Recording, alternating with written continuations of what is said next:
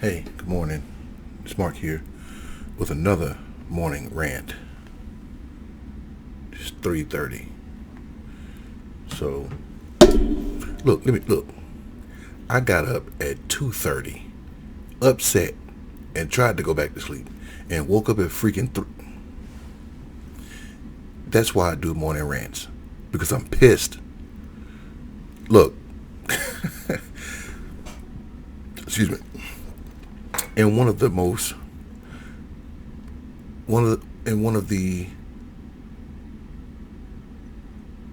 quintessential definition, and I have word of the day toilet paper, so that's where I got that from. The quintessential definition of hypocrisy comes from Senator Rand Paul. Let me tell you what I'm talking about. I'm watching YouTube here, and I'm going through, and I didn't know this, but because I haven't been watching the news, and like I said, it's been a couple of days since I did a post. I just did one yesterday. Go check it out. Again, well, let me say this in the beginning. If you're on Facebook and you're watching this, go ahead and like the page. Go ahead and become a follower of the page. If you're on Facebook or YouTube and you're watching this, go ahead and like the video, subscribe, and click the notification bell. If you're on Twitter or Instagram, go ahead and follow your boy, because that's where these videos are going to be. And we can chat, we can talk, we can converse, we can debate, we can do all that good stuff there. Moving on. So there was a hurricane or a tornado that ripped through Kentucky, and I think it took out like 200 miles of houses and things like that, which is a tragedy, And I pray for the people that are there, and that they get the help that they need, and that they are okay. And I think a couple of people have died, but let's just hope that not too many more people perish. Having said that, there's a history of Senator Rand Paul of Kentucky, going against disaster relief. And I got proof, because I always come with proof. I don't just talk out my ass like some people. I come with proof. So here's Senator Rand Paul blocking a hurricane relief act. Reserving the right to object. We have now crossed $28 trillion in debt. We borrow more than $2 million every minute. The deficit last year was over $3 trillion. The deficit this year will be over $3 trillion. There's a $1 trillion wish list out there for everybody. Everybody wants something, and somebody says, oh, there's money in the Treasury. Guess what? There's not. There's a big hole, a big black hole in the Treasury. $28 trillion worth. So we do have this one asset, and when we sell it, we should do it to pay down the deficit. We shouldn't do it to expand government further. So I object to this because we're $28 trillion in debt. We don't have any money, and we should be fiscally conservative as we profess to be. Okay, so that's your boy blocking a hurricane relief bill because we have no money, right? With $28 trillion in the hole, right? Let's keep going, because you know where I'm going with this. You know where I'm going with this. Saying this on the Senate floor. This Irma and Harvey and Paul. This him blocking Puerto Rico funds and Texas funds back in 2017 when they had when that hurricane ripped through Puerto Rico, and it ripped through Texas. Now Puerto Rico is a territory of the United States. So is the American Samoa. So is Guam. I feel like all these places should be states, to include D.C. But I digress. That's another debate. Here's just watch this. It's for the victims of Hurricanes Maria, Irma, and Harvey that hit Puerto Rico and the Gulf Coast. Saying this on the Senate floor. People here will say they have great compassion and they want to help the people of Puerto Rico and the people of Texas and the people of Florida. But notice they have great compassion with someone else's money. And that's not all. He tried to block the extension of the 9/11 Victims Compensation Fund, opposed efforts to bolster FEMA's Emergency Disaster Relief Fund. Just a few months ago, he blocked Louisiana Senator John Kennedy's attempt to pass the $1.1 billion Gulf Coast Hurricane Aid Act by unanimous consent. And that's the video that I just showed you, him blocking that Louisiana recovery and that relief fund, that $1 billion. But now that Kentuckians are in dire need, Rand Paul's singing a different tune. Gone are the demands for delay and requests for fines of funds elsewhere. Now he wants the Fed's filthy lucre as fast as possible. Joining him in this ideological flip-flop is Congressman Thomas Massie of Kentucky, best known for his gun-toting family Christmas card. Now, this is worse than simple hypocrisy or situational ethics. It exposes the core callousness of calling government aid some kind of big-spending socialist scheme, because it always seems to be socialism for me, but not for thee. Case in point, a Rockefeller Institute study found that Kentucky got billions more in federal aid than it sent from 2015 to 2018, far more than those blue states in the Northeast who needed help after Sandy. If he was really trying to be a fiscal conservative profile and courage, now would be the time for Rand Paul to insist that Kentuckians rely solely on local charity or reallocations of funds. And listen to this. Listen to this. Hold on, John Avalon. I'm gonna get back to you in a second. I want you to see something. Once I find it.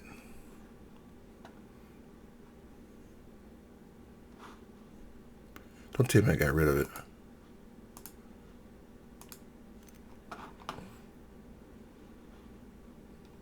Because he is on.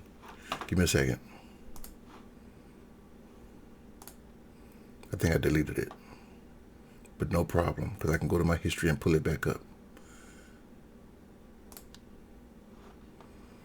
I'm the doctor. This is Raz. Because I'm going to show you what he said. John Avalon, what John Avalon is talking about, I'm going to show you. FEMA. I mean, I guess what I'm saying, you know, we see today these people, they're in such desperate straits. A lot of them are... I think FEMA tries hard. I think they're like many government agencies. Sometimes they're successful and sometimes they're not.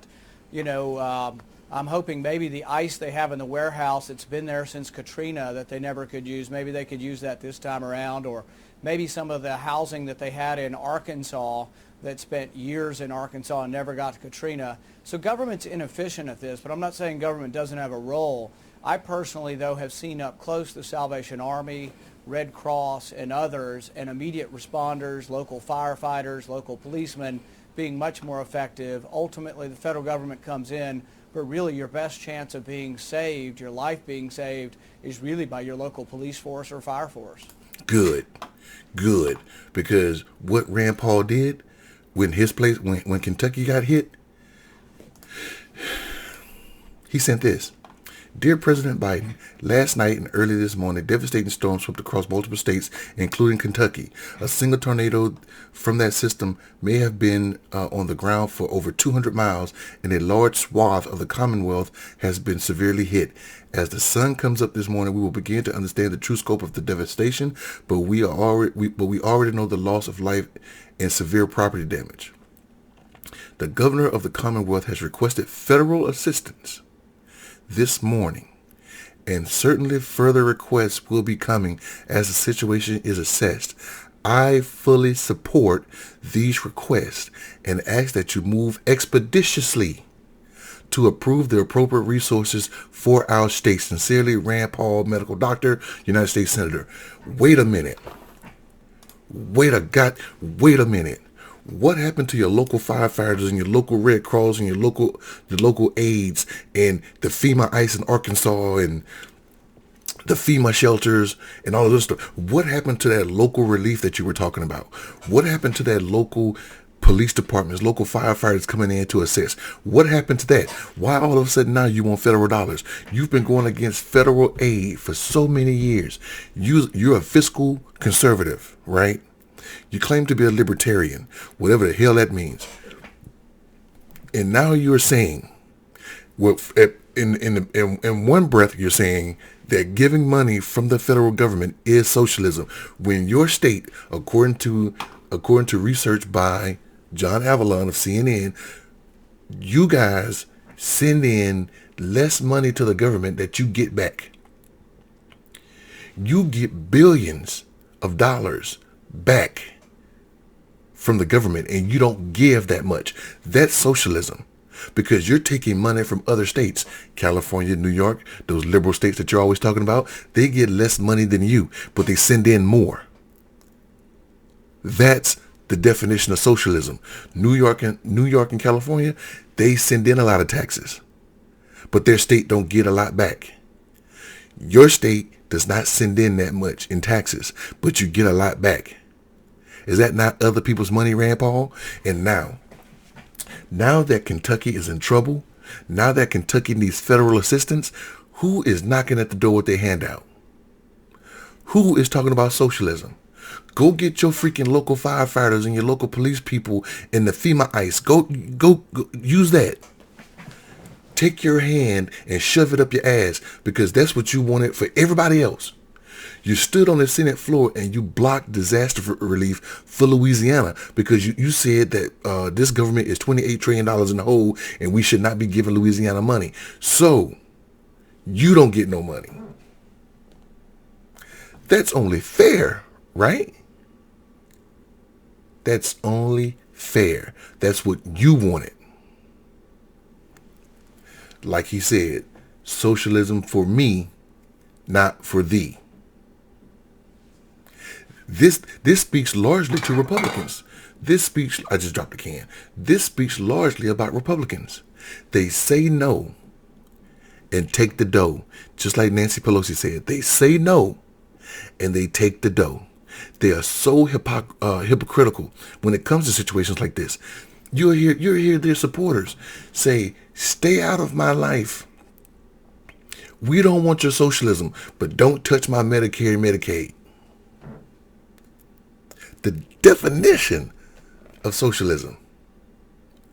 The definition of socialism is Medicare, Medicaid, Social Security.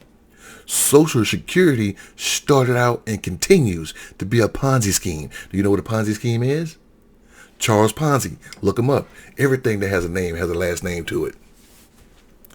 Charles Ponzi in the 1920s founded this scheme to where he would say, I can double your money in a certain amount of time. And then he would take your money, go do whatever he want with it, and then he would get a new investor and pay you back. But according to math, you can only do that about 7 times around the whole world, because the more people you get, the more people you're going to need.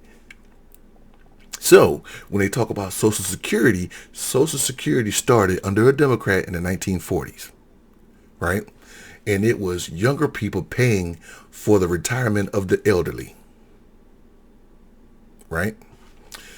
So you got young workers paying into FICA, paying into the government, and that money goes out to help the elderly. In order to keep that system solvent, you need more people working and paying into that system. So that's socialism. That's a Ponzi scheme, because in order for the minute people stop working is the minute that place is going to come insolvent. The minute people stop working in socialism, the minute you stop working, and the minute jobs, we lose jobs by 10%, 12%, whatever percent, we lose revenue into Social Security. So that way, when you turn 62, 65, whatever, you can't access those funds, or you access less amount of funds. And then on top of that, the government is using that money as well. So every time you hear, in 10 years, Social Security won't be around no more. In 20 years, Social Security won't be around no more, because they keep using that money.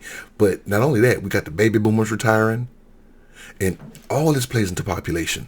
In the 1930s, the 1920s is considered the silent generation. The 1930s or 30s, I think, they're considered the greatest generation, because these are the people that sacrificed through World War II and the Great Depression. And they fought and won World War II.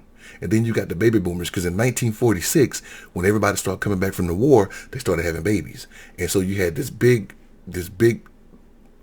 chunk of population that grew from 1946 up until, I want to say, the 50s or 60s. You had a big growth in the population. And those people are retiring now, and they're accessing Social Security.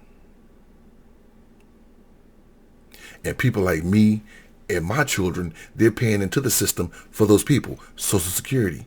But Republicans will say, don't touch my Medicare, don't touch my Medicaid, don't touch my Social Security. But we don't want socialism. And all of that is socialism. Rand Paul is talking about socialism right now. This is what pissed me off about Republicans. They are so hypocritical. And they do it in your face and laugh at you about their hypocrisy. They don't care.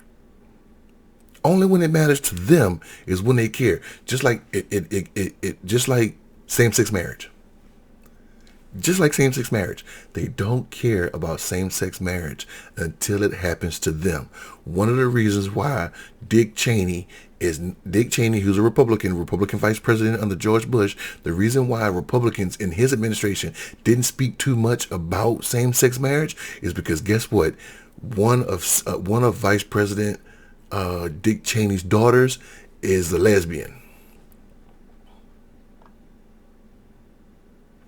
I can show you video about a senator, I think a congressman or a senator, who is against abortion when it comes to rape and incest, whose daughter was raped and got an abortion.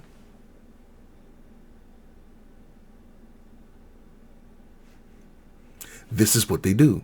This is the hypocrisy of the GOP. This is the hypocrisy of Rand Paul. He goes out and write a letter for federal dollars when he shites on everybody when it comes to federal dollars. He will stand up in Congress and say, "We don't have no money, Louisiana. Go get your local funds and your volunteers and your state people to go help y'all out." But when it comes to my state, gimme.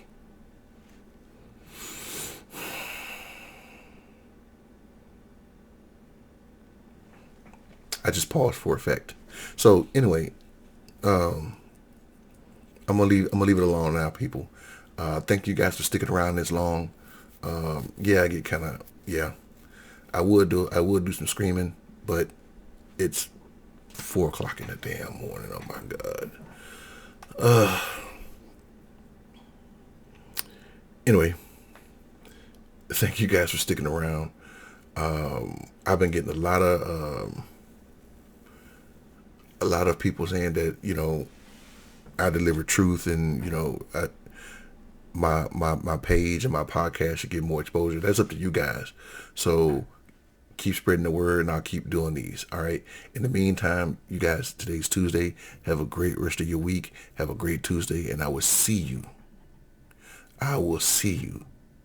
on the next one. All right. I'm out. Y'all take care.